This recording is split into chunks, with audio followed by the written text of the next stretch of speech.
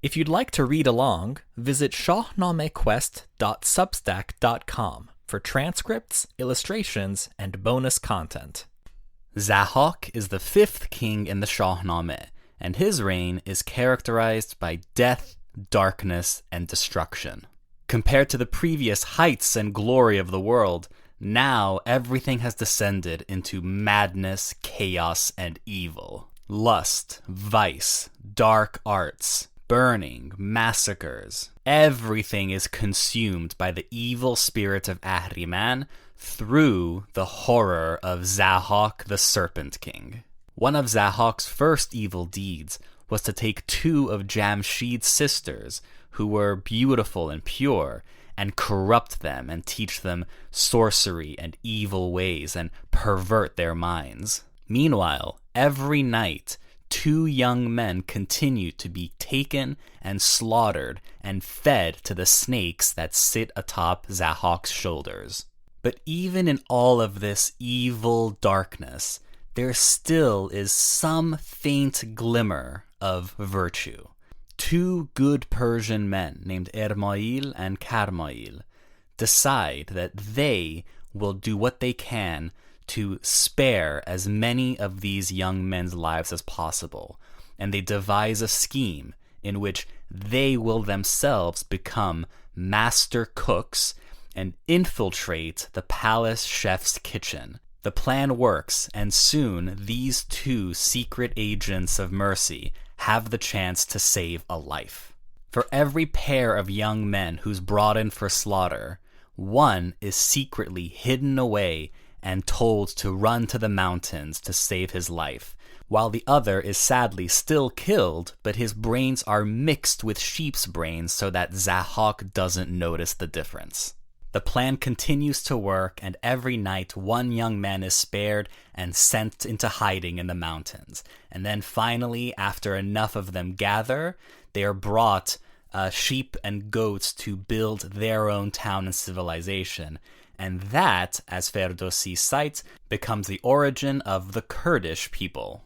But despite these good deeds, Zahhak continues to consolidate his power and rule as an evil tyrant with an unwavering iron fist. But then, one night, something changes in Zahhak.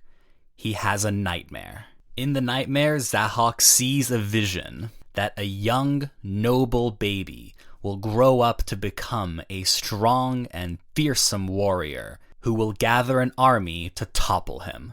Zahhak sees his own body being chained and dragged up to the top of Mount Damavand, the highest peak in Iran, to fester and die. The vividness and detail with which Zahhak experiences this vision cuts him to his core and terrifies him. He desperately consults with dream interpreters to figure out what this means.